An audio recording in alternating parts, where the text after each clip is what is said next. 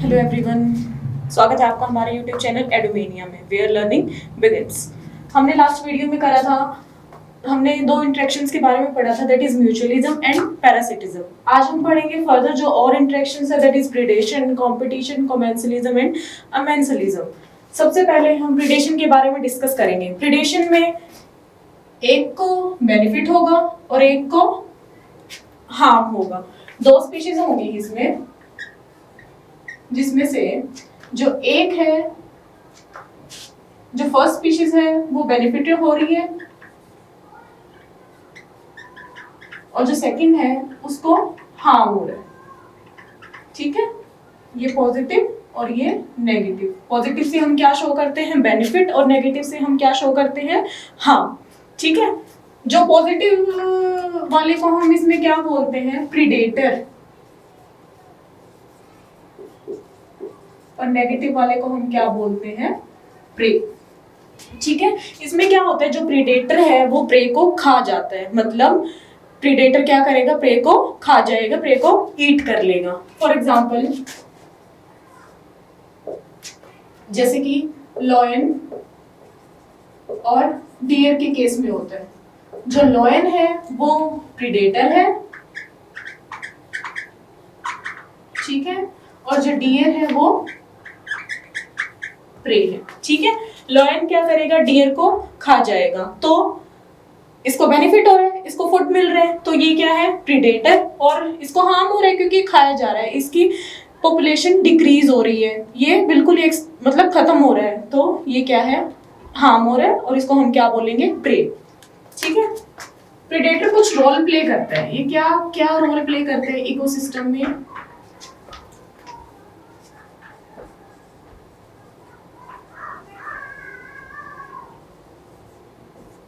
ये चैनल की तरह एक्ट करता है।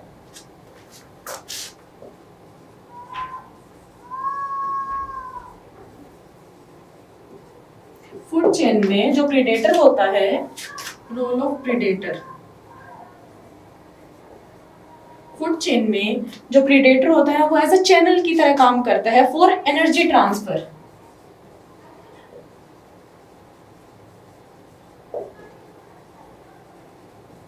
एनर्जी ट्रांसफर, ये एनर्जी ट्रांसफर में हेल्प करेगा। जैसे कोई भी प्लांट है, उसको कौन खाएगा, डियर खा लेगी, और डियर को कौन खा लेगा, टाइगर। ये प्रे है, इसका प्रेडेटर कौन है, डियर। ठीक है, फिर डियर का प्रेडेटर कौन है, टाइगर। तो इससे जो एनर्जी इसको मिल रही है, इसमें जो एनर्जी होगी फिर इसको मिलेगी, तो ऐसे ही एनर्जी बढ़ती जाएगी हर एक ट्रॉफिक लेवल पे। तो जो प्रीडेटर होते हैं वो एज अ चैनल काम करते हैं एक फूड चेन में, एक फूड वेब में। ठीक है, सेकंड ये क्या काम करते हैं, सॉरी, हेल्पिंग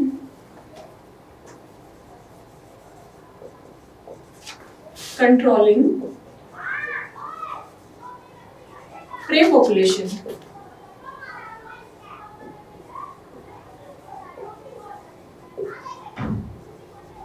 ये प्रे की पॉपुलेशन को कंट्रोल करने में हेल्प करते हैं। वही हम डियर और टाइगर का केस लेंगे। अगर टाइगर को हम ग्रासलैंड में से रिमूव कर दें, बिल्कुल ही टाइगर को हम खत्म कर दें, तो क्या होगा, डियर की जो पॉपुलेशन है वो बहुत ज्यादा इंक्रीज कर जाएगी। और अगर डियर की पॉपुलेशन बढ़ेगी, डियर किस पे फीड करती है, ग्रासेस पे, तो वो ग्रासेस को खत्म कर देगी बिल्कुल ही। तो ग्रासेस, ऐसे एक ऐसा टाइम आएगा कि ग्रासेस बिल्कुल ही खत्म हो जाएंगी। ठीक है, ग्रासलैंड बिल्कुल ही खत्म हो जाएगा। तो हमें डियर की पॉपुलेशन को कंट्रोल करने, तो टाइगर वहां होने चाहिए। तो ये क्या करते हैं, प्रे की पॉपुलेशन को कंट्रोल करने में हेल्प करते हैं ये जो प्रीडेटर होते हैं। ठीक है, नेक्स्ट एग्जांपल हम डिस्कस करेंगे। ऑस्ट्रेलिया में एक बार एक स्पीशीज ने इन्वेड करा था, कैक्टस की स्पीशीज थी। ऑस्ट्रेलिया में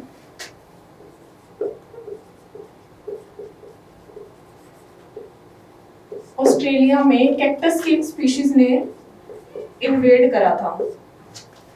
वो क्या थी, वो प्रिकली पियर कैक्टस। तो क्या हुआ, ये एक एक्सोटिक स्पीशीज थी।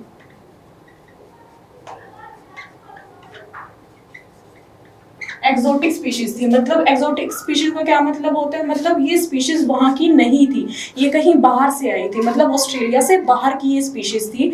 तो इस स्पीशीज ने क्या करा, यहाँ आके इन्वेड करा, मतलब यहाँ आके एक्सप्लोर करना स्टार्ट कर दिया।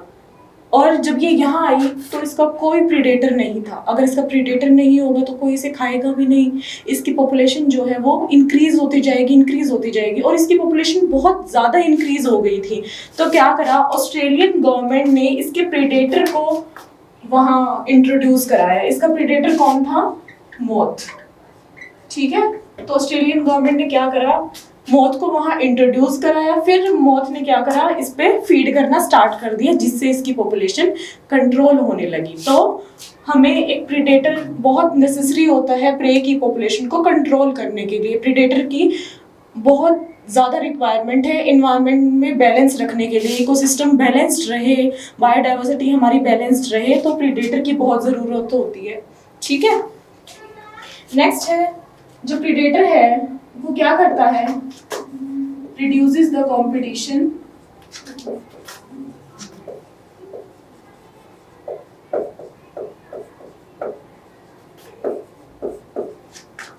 Between the prey. प्रे के बीच में भी कंपटीशन होता है, बहुत सारी प्रे की पॉपुलेशन होगी और रिसोर्स लिमिटेड है। अगर बेशक से वो ज़्यादा भी हो तो वो ज़्यादा खाएंगे उस चीज़ को। तो अगर प्रे की पॉपुलेशन ज़्यादा है, ठीक है, तो उनके बीच में कंपटीशन ऑब्वियस ही बात है होएगा। तो प्रीडेटर क्या करता है, उनके बीच में कंपटीशन को ख़त्म कर देता है, क्योंकि वो प्रे पे फीड करते हैं, प्रे की पॉपुलेशन को कम करेगा, तो ऑब्वियस ही बात है उनमें कंपटीशन कम हो जाएगा। ठीक है, it helps in reduces the competition between the pray. Next है, एक एग्जांपल देखेंगे हम, स्टारफिश। जीनस है पिजास्टर।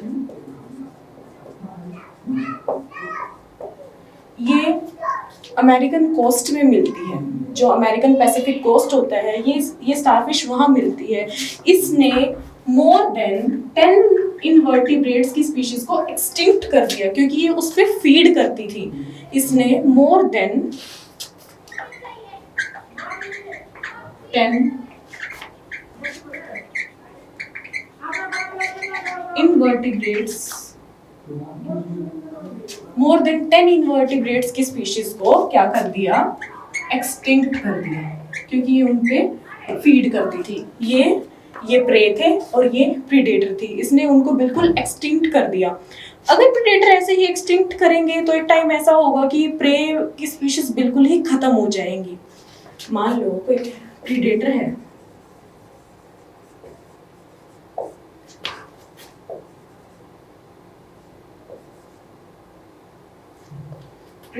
ये ज्यादा एफिशिएंट है, ठीक है, कोई भी प्रीडेटर है, ये बहुत ज्यादा एफिशिएंट है, तो क्या होगा, ये ओवर एक्सप्लॉइट कर देगा। किसको ओवर एक्सप्लॉइट करेगा, प्रे को। ठीक है, इससे क्या होगा, प्रे की पॉपुलेशन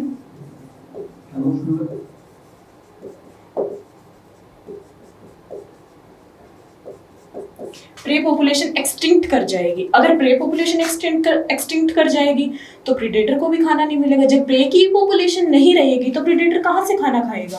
तो एट लास्ट क्या होगा, प्रीडेटर भी एक्सटिंक्ट कर जाएगा।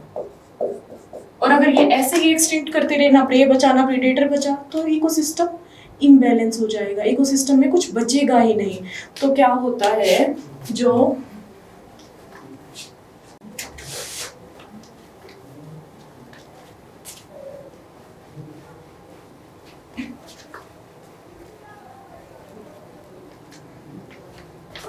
जो प्रीडेटर है वो प्रूडेंट हो गए। प्रूडेंट मतलब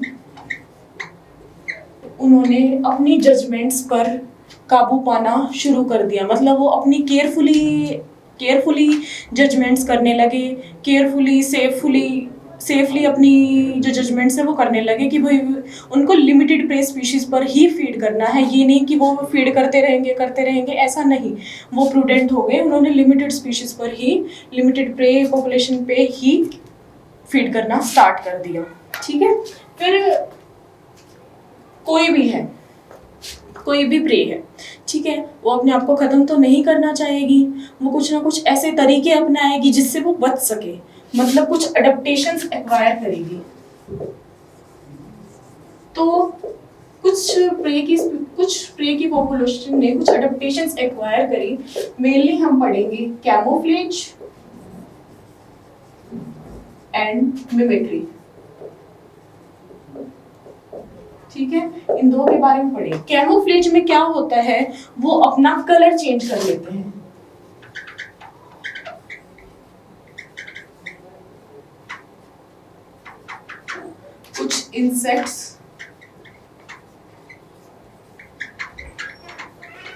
कुछ इंसेक्ट्स और फ्रॉग्स होते हैं जो अपना कलर चेंज कर लेते हैं। कलर चेंज मतलब कैसे, मान लो कोई भी एक ट्री है, ठीक है, इसकी ये ब्रांच है, मान लो ब्राउन कलर की, ठीक है, यहाँ पे एक इंसेक्ट बैठा है, ठीक है, यहाँ पे कोई इंसेक्ट बैठा है।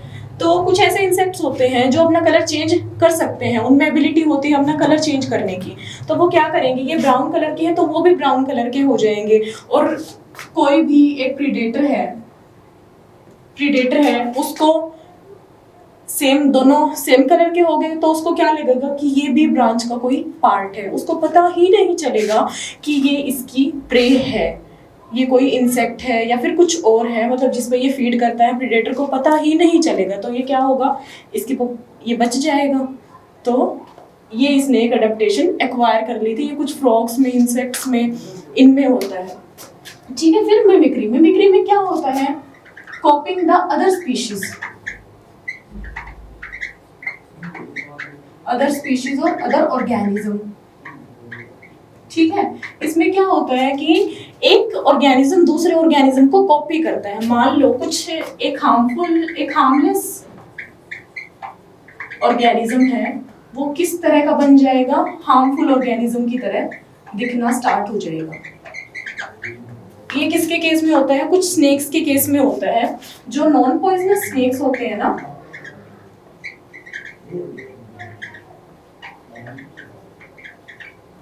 वो पॉइजनस स्नेक की आइडेंटिटी ले लेते हैं, वो पॉइजनस स्नेक की तरह दिखना स्टार्ट कर देते हैं। पॉइजनस स्नेक, आपने कोबरा का एग्जांपल पढ़ा होगा, कोबरा देखा होगा, ऐसा सा देखा होगा आपने, कुछ ऐसा देखा होगा। ठीक है, ये हुड प्रेजेंट होता है। ठीक है, तो बर्ड को पता होता है कि कौन सा मतलब पॉइजनस स्नेक का बर्ड को पता होता है। ठीक है, तो ये जो नॉन पॉइजनस स्नेक होंगे ऐसा ही हुड बना लेंगे अपने माउथ के आसपास, तो बर्ड को क्या लगेगा कि ये पॉइजनस स्नेक है और वो इस पे फीड नहीं करेगा। ठीक है, मोनार्क बटरफ्लाई का एक केस है। जो मोनार्क बटरफ्लाई होती है वो डिसटेस्टफुल होती है, मतलब उसमें कोई टेस्ट नहीं होता, क्योंकि उसकी बॉडी पे कुछ ऐसे केमिकल्स प्रेजेंट होते हैं जो उसको डिसटेस्टफुल बना देते हैं। किसको, मोनार्क बटरफ्लाई को।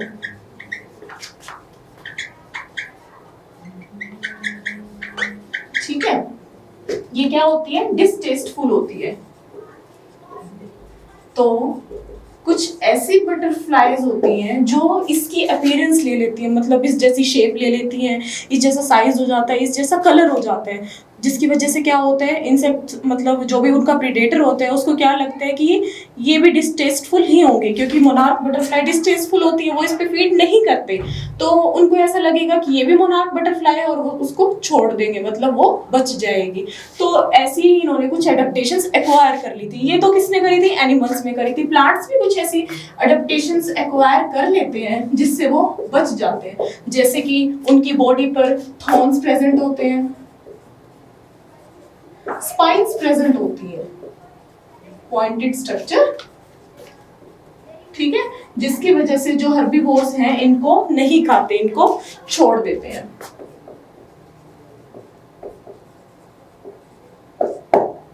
ठीक है, प्लांट्स के केस में थॉर्न्स और स्पाइन्स प्रेजेंट होती हैं, जिनकी वजह से क्या होता है, जो हर्बीवोर्स होते हैं वो इनको छोड़ देते हैं, इन पे फीड नहीं करते। ठीक है, एक एग्जांपल है कैलोट्रोपिस। ये कुछ केमिकल सीक्रेट करता है, जैसे कि कार्डियक ग्लाइकोसाइड।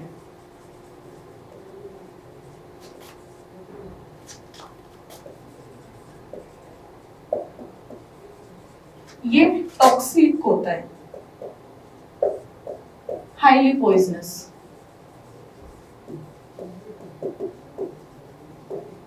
जिसकी वजह से क्या होता है कि जो इसके प्रेडेटर होते हैं वो इसको नहीं खाते। कुछ और भी प्लांट्स हैं जो बहुत सारे और टॉक्सिन सिक्रेट करते हैं, जैसे कैफीन हो गया, ओपियम हो गया, निकोटीन हो गया, और भी बहुत सारे ऐसे अलग अलग प्लांट्स हैं जो अलग अलग केमिकल सिक्रेट करते हैं, जिसकी वजह से वो बच जाते हैं। मतलब हर्बीवोर्स उन पे फीड नहीं करते, जो उनके प्रेडेटर्स हैं वो उन पे फीड नहीं करते। ठीक है, तो ये था हमारा प्रेडेशन का टॉपिक। इसमें आपने क्या पढ़ा, इसमें एक स्पीशीज तो हार्म होगी and the other species get benefited. जो हार्म होगी उसको हम क्या बोलेंगे, prey, and the other one is called predator. ठीक है, नेक्स्ट हम पढ़ते हैं कंपटीशन। कंपटीशन में क्या होगा,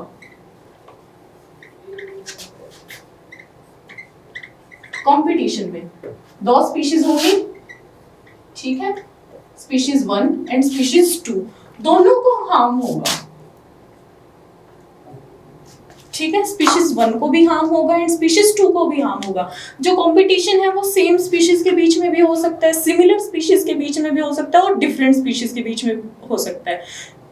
या तो स्पीशीज बिल्कुल ही सेम हो या फिर वो बिल्कुल ही डिफरेंट हो। कंपटीशन किसी के बीच में भी हो सकता है। ठीक है, एक एग्जांपल लेंगे हम। साउथ अमेरिका में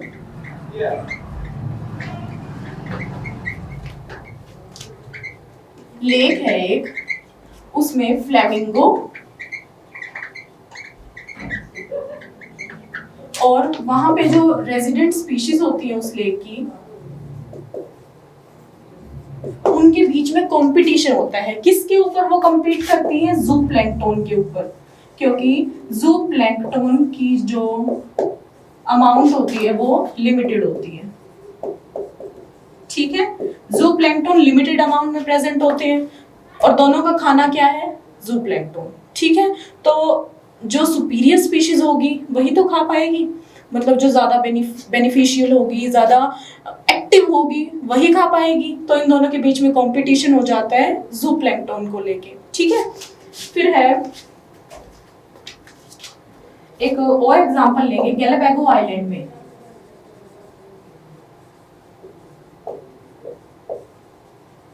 गैलापागो आइलैंड में टॉर्टोइज होता है एक, that is called Abingdon tortoise.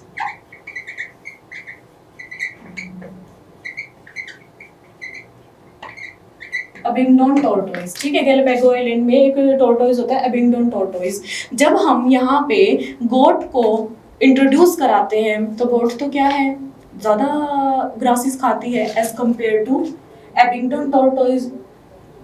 गोट की तो ब्राउजिंग एफिशिएंसी बहुत ज्यादा होती है ना।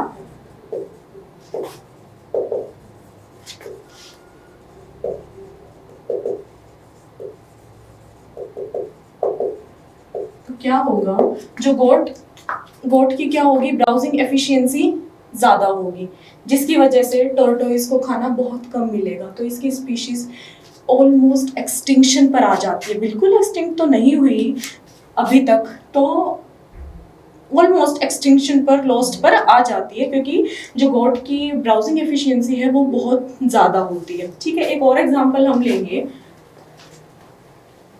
इसका। स्कॉटलैंड में दो तरह के बार्नेकल्स होते हैं। स्कॉटलैंड में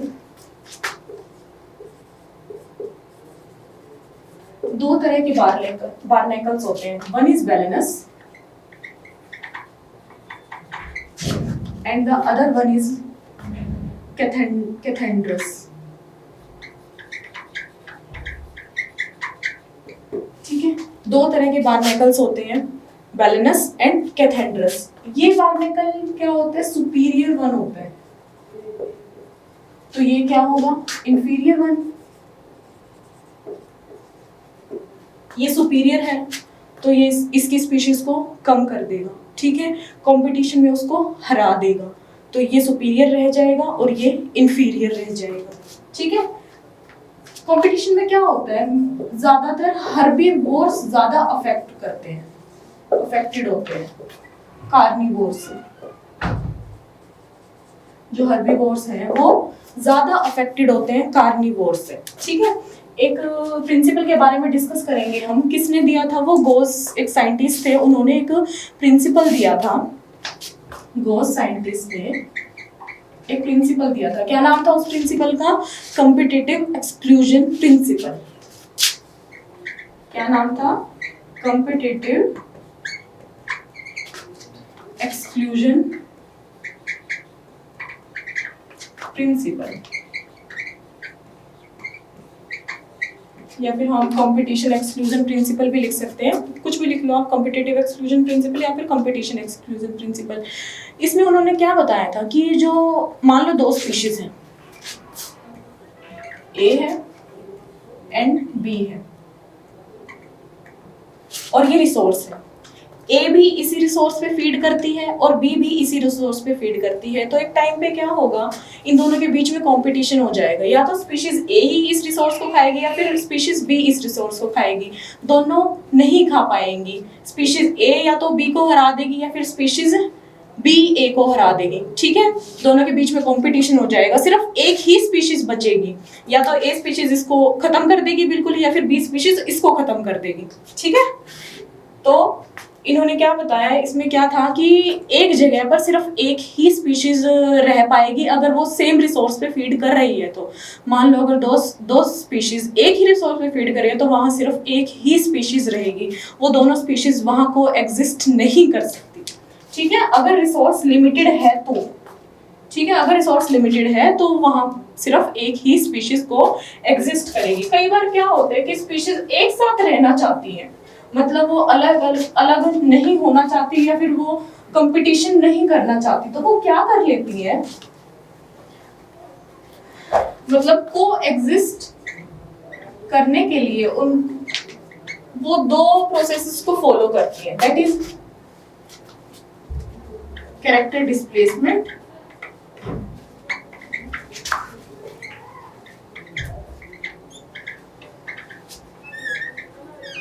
and the other is resource partitioning.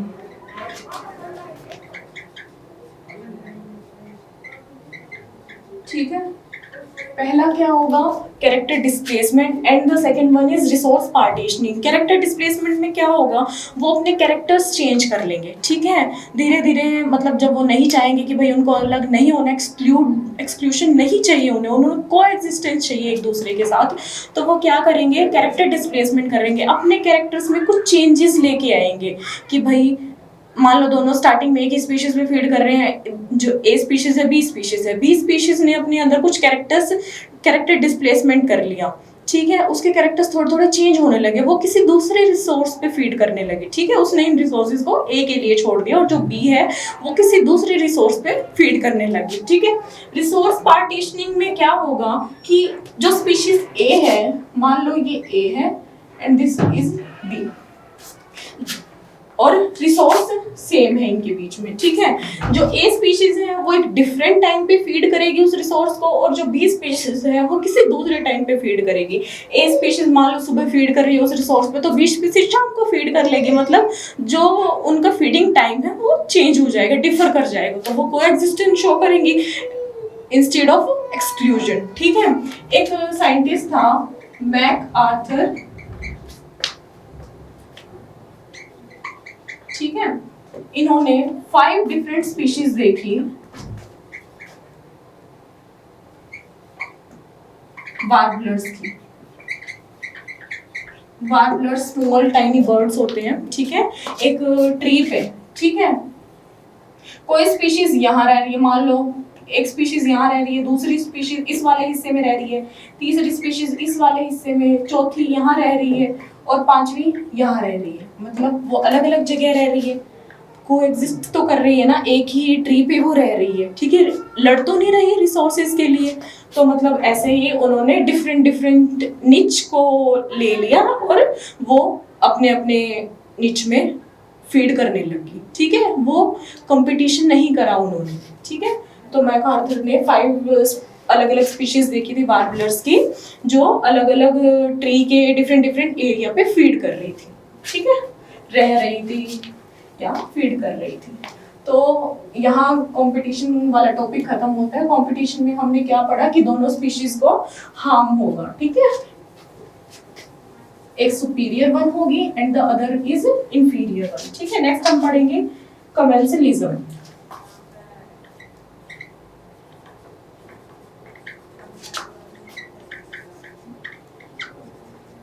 Commensalism में क्या होता है, दो स्पीशीज होती हैं, species one and species two, ठीक है, दो स्पीशीज होती है। जो स्पीशीज वन होगी उसको बेनिफिट मिलेगा और जो स्पीशीज टू है ना तो वो हार्म होगी और ना उसको कोई बेनिफिट मिलेगा। स्पीशीज वन को बेनिफिट मिलेगा और जो स्पीशीज टू है ना उसको कोई बेनिफिट मिलेगा और ना उसको कोई हार्म होगा। हम इसको एग्जांपल की हेल्प से समझते हैं।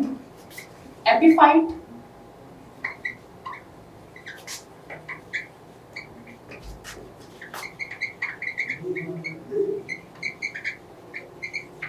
जो एपीफाइट होते हैं ना वो स्मॉल ट्री होता है, ठीक है, ये स्मॉल ट्री होता है और मेनली एवरग्रीन फॉरेस्ट में मिलता है, एवरग्रीन फॉरेस्ट में मिलता है। तो जो एवरग्रीन फॉरेस्ट में बड़े बड़े जो ट्रीज होते हैं मैंगो के, और मान लो ये एपीफाइट है,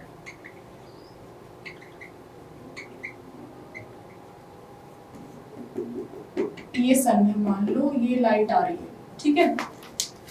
इन एपीफाइट्स को स्मॉल साइज है इनका, तो क्या होगा, ये सनलाइट नहीं मिलेगी इनको ड्यू टू दिस कैनोपी, ठीक है। ये जो मैंगो ट्रीज की वजह से जो कैनोपी बनी है इसकी वजह से इन एपीफाइट्स को लाइट नहीं मिलेगी। तो ये क्या करते हैं, ये जो एपीफाइट्स हैं इस मैंगो ट्री की ब्रांचेस पर ग्रो करना स्टार्ट कर देते हैं, ठीक है, जिसकी वजह से ये ऊपर तक चले जाएंगे और सनलाइट ले लेंगे, फिर ये क्या करेंगे, फोटोसिंथेसिस परफॉर्म करेंगे और अपना फूड बना लेंगे। तो मैंगो ट्री को तो कोई नुकसान नहीं हो रहा ना, और इनको बेनिफिट हो रहा है कि मैंगो ट्री पर चढ़ रहे हैं और अपना फूड बना रहे हैं, सनलाइट ले रहे हैं, with the help of photosynthesis ये अपना फूड बना रहे हैं। मैंगो को तो कोई ना तो हार्म हो रहा ना कोई बेनिफिट मिल रहा, तो जीरो होगा। और एपीफाइट्स को क्या हो रहा है, बेनिफिट मिल रहा है, तो पॉजिटिव इंटरेक्शन हो, ठीक है। एक और एग्जांपल हम लेते हैं वेल एंड बार्नेकल का। जो बार्नेकल है वो सेडेंट्री होता है, सेडेंट्री ऑर्गेनिज्म है, मतलब सबस्ट्रेटम पे अटैच रहता है, वो खुद ट्रैवल नहीं कर सकता। और वेल तो हर जगह ट्रैवल करती है, तो बार्नेकल क्या करता है, वेल की बॉडी पे रहता है, वेल की बॉडी पे ग्रो करता है। मान लो वेल जो बार्नेकल है वो वेल की बॉडी पे ग्रो करेगा, ठीक है, तो जहां जहां वेल जाएगी बार्नेकल उसके साथ जाएगा, ठीक है। वेल को तो कोई नुकसान नहीं हो रहा, लेकिन बार्नेकल को बेनिफिट हो रहा है। क्या बेनिफिट हो रहा है, एक तो वो ट्रैवल कर रहा है वेल के साथ साथ, और अगर वो इतनी जगह ट्रैवल करेगा तो उसको फीडिंग के लिए बहुत सारा फूड भी मिलेगा, जगह जगह यहाँ कुछ मिल रहा है यहाँ कुछ मिल रहा है, तो उसकी जो फूड है उसकी वेराइटीज बढ़ेंगी, तो उसको अलग अलग तरह का फूड मिलेगा। वेल को तो कोई नुकसान नहीं हो रहा, भाई ठीक है, बार्नेकल है उसकी बॉडी पे, इट्स ओके, लेकिन बार्नेकल को बेनिफिट हो रहा है, ठीक है। और एग्जांपल हम इसमें डिस्कस करें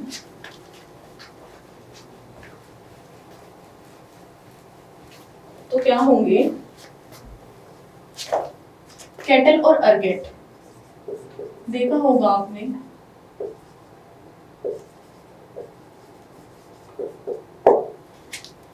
इन दोनों के बीच में भी कॉमेंसलिज्म होता है। जो कैटल्स होती हैं आपने देखी होंगी कई बार फील्ड्स में, जो कैटल्स हैं वो ग्रेज कर रही होती हैं और उनके ऊपर स्मॉल स्मॉल इंसेक्ट्स बैठे होते हैं, अर्गेट बोलते हैं हम जिन्हें नॉर्मली। तो वो क्या करते हैं, जो कैटल्स जब ग्रेज कर रही होती हैं तो चल रही होती है फील्ड पे, तो वो क्या करेंगी, सॉइल को थोड़ा लूज कर देंगी, लूजन ऑफ द सॉइल,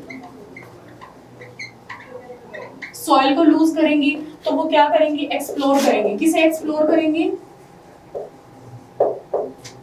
इंसेक्ट्स को, सीड्स को, ठीक है, कुछ इंसेक्ट्स को और सीड्स को एक्सप्लोर कर देंगे, जिसकी वजह से क्या होगा, अर्गेट्स को इंसेक्ट्स और सीड्स खाने को मिल जाएंगे। लेकिन कैटल को तो ना तो कोई नुकसान हो रहा है ना कोई बेनिफिट मिल रहा है। जो अर्किड है उसको क्या मिल जाएंगे, इंसेक्ट्स और सीड्स मिल जाएंगे जो कैटल एक्सपोज करेगी। जब कैटल फील्ड पे चलेगी तो क्या होगा, जो सॉइल है वो थोड़ी लूजन अप हो जाएगी और क्या एक्सपोज कर देगी, इंसेक्ट्स को और सीड्स को जो अर्किड खा लेंगे। ठीक है, नेक्स्ट एग्जांपल हम पढ़ेंगे सी एनीमोन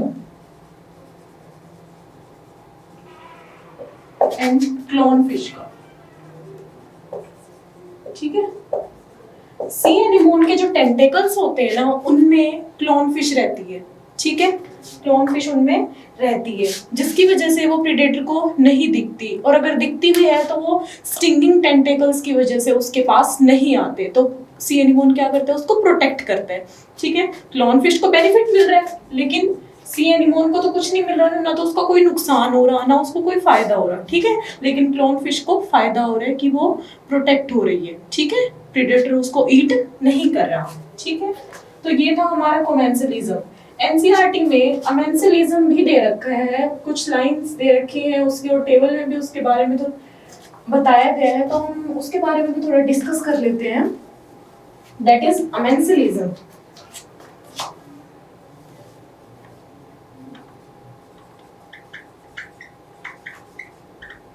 ठीक है, इसमें क्या होता है, दो स्पीशीज होती है।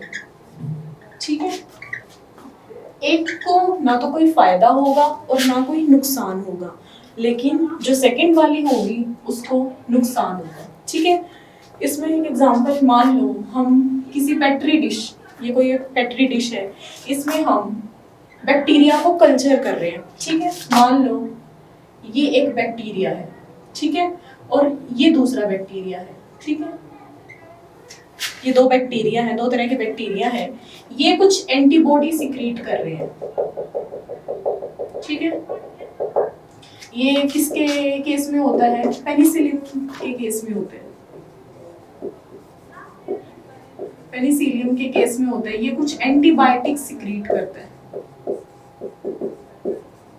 ठीक है, इन एंटीबायोटिक्स की वजह से क्या होता है जो ये बैक्टीरिया होता है इसको हार्म होता है। ठीक है, एंटीबायोटिक्स किसी को मिलेंगी तो हार्म होगा, दूसरे ये खत्म हो जाएगा बिल्कुल। तो ये क्या कर रहे हैं, इसको एक्सप्लोइट कर रहे हैं, हार्म कर रहे हैं। ठीक है, ये जो एंटीबॉडी सिक्रीट करेगा, इन एंटीबॉडीज की वजह से ये एक्सप्लोइट हो जाएगा, हार्म होगा इसको। ठीक है, तो अमेंसलिज्म में क्या आता है, एक स्पीशीज हार्म होगी और दूसरी स्पीशीज को ना तो कोई बेनिफिट होगा और ना कोई हार्म होगा, नीदर बेनिफिटेड नॉर हार्म्ड। ठीक है, तो हमने 6 तरह की इंटरेक्शंस के बारे में पढ़ा। फर्स्ट थी म्यूचुअलिज्म जिसमें दोनों स्पीशीज को बेनिफिट हो रहा था। सेकंड थी पैरासिटिज्म जिसमें एक स्पीशीज को हार्म हो रहा था and the second one is get benefited. ठीक है, जिसको हार्म हो रहा था वो क्या था, parasite, and the second one is जिसको बेनिफिट हो रहा था वो क्या थी, होस्ट। ठीक है, सॉरी ये होस्ट थी, और जिसको बेनिफिट हो रहा था वो क्या थी, पैरासाइट, क्योंकि वो होस्ट की बॉडी के ऊपर रह रही है या फिर अंदर रह रही है, उसको नरिशमेंट मिल रहा है।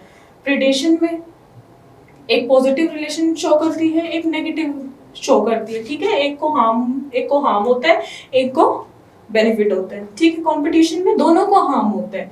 कमेंसलिज्म में एक को बेनिफिट होता है और दूसरे को ना तो कोई हार्म होता है और ना कोई बेनिफिट मिलता है। अमेंसलिज्म में एक को हार्म होता है और एक को ना कोई बेनिफिट होता है ना कोई हार्म होता है। तो हमारा ये पॉजिटिव इंटरेक्शन का टॉपिक यहाँ खत्म होता है।